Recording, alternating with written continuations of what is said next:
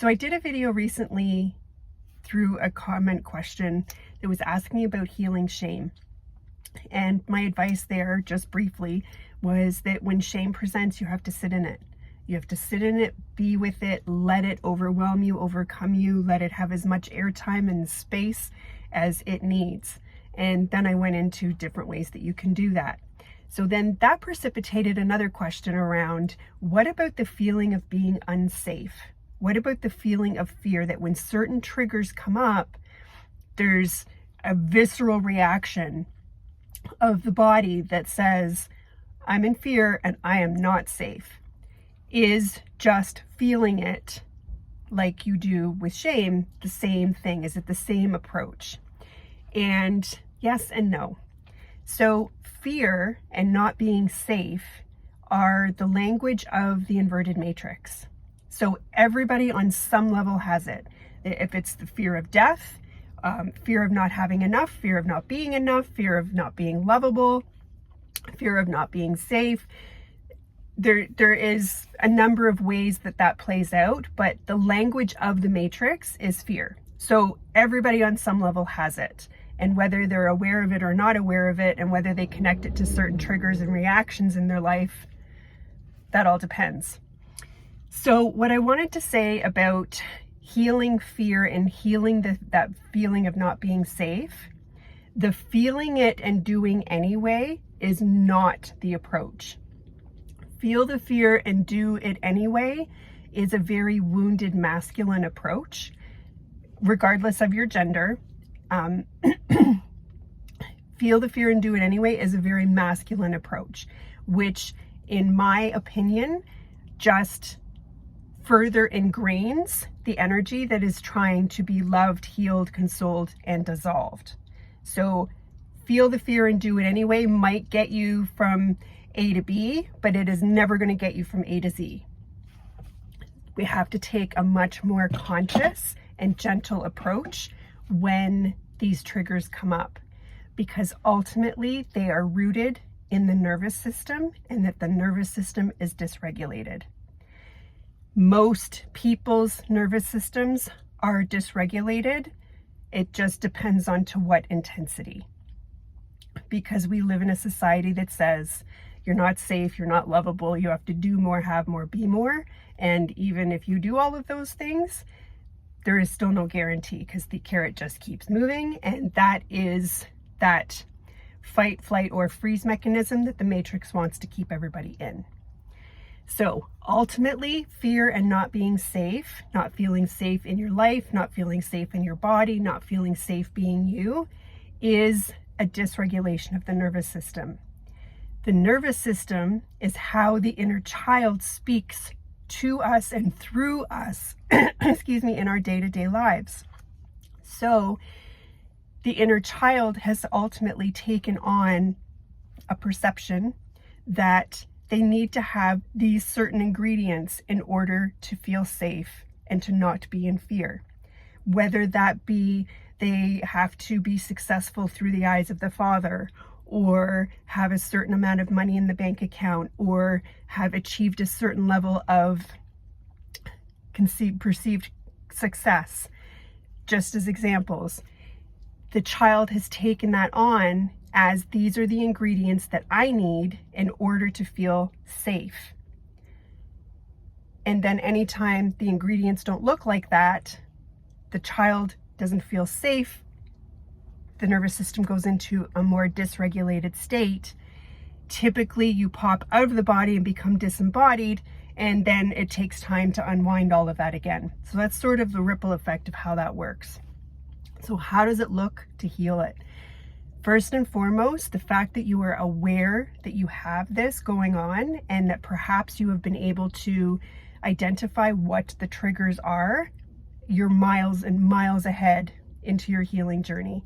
Because being in that awareness, you can now begin to unpack and meet yourself in a more conscious way, a more loving way, a more compassionate way when these triggers present. And then in the off time, when the triggers are not presenting, you can be doing sort of the back end work around cultivating more faith, learning how to feel safe in your body, reprogramming your nervous system, connecting with your inner child. So it's a bit of a dance. You have the awareness that this is coming up, and that's great.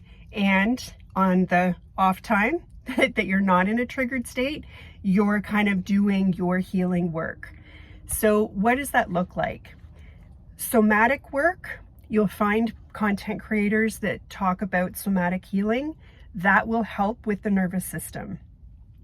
Osteopathy, going for seeing an osteopath for adjustments, because the osteopath works not chiropractic, but from a place of how do we support the body in a way that allows the nervous system to regulate itself and operate more optimally. Supplements, magnesium biglycinate. Magnesium is also best bioavailable, so it's best taken on by the body through the skin. So magnesium sprays, Epsom salts baths, they are all very healing and soothing to the nervous system. So you want to be creating a healing environment to the nervous system. Oh geez, my head just filled with a whole bunch more. Watch your stimulants, watch your substances, watch your energetic hygiene. Like, what are you watching and involving yourself in? What kind of music do you listen to? Who do you hang around with? Like, all of everything that you touch, feel, digest, and are witness to, all have to be processed by the nervous system. So you really have to sort of put that lens on where you are observing your life through the lens of, how is this making my nervous system feel? And spending a lot of time alone, a lot of time in nature, resting, doing all of the either somatic work, breath work, stretching, osteopathy, magnesium, all of those things are all very supportive to help your nervous system begin to unwind and uncoil itself so that it can relearn how to receive life in new ways. We also look at the trigger itself. We don't avoid the trigger, but we don't march our way through the triggers either. It's just being in awareness that these certain experiences trigger me, and is today a day where I can approach my healing, or am I already frazzled and wazzled from all of the other things that I've done today or this week that maybe today would be I take a pass on this thing because I know that it triggers me. We don't want to go into hiding and avoiding our triggers and call that healing. That's a very different thing, and it's not purposeful at all.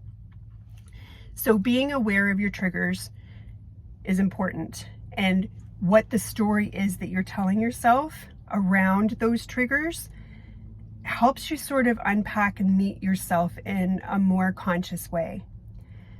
Journaling about all of it. I'm a big fan of journaling. It's a great way for you to meet yourself and give those aspects of yourself that didn't receive what they needed more time and space. Going back into the inner child. Why is the inner child holding this trauma? Where did this belief come from? And we're not looking to blame anyone. We are looking only to deeply honor the perception that the child took on through its lens and its innocence at the time. So that's another piece of the inner child work that you again can do through journaling, through visualization. You can go into your imagination and meet your inner child on a park bench and have a conversation. Whatever that may look like for you. I mean, certainly in a session, I could help support the conversation. Would be very different than doing it on a video where I don't know what the situation is that you're dealing with, or for all of you that are going to watch this video, what your specific triggers are. But understand that being in the fear is simply telling you that your inner child has an ideation that is speaking through your nervous system, and that the nervous system is dysregulated, that it's common. Everybody has it on some degree because it is the language of the matrix, and that there are lots of different approaches and things that you can start to bring into your life that over time, with patience and love, you can heal this and unwind it so that you are less triggered. You are able to move more freely through your life in a way that you feel embodied and safe. So I hope that this helps. I will meet you in the comments. Bye for now.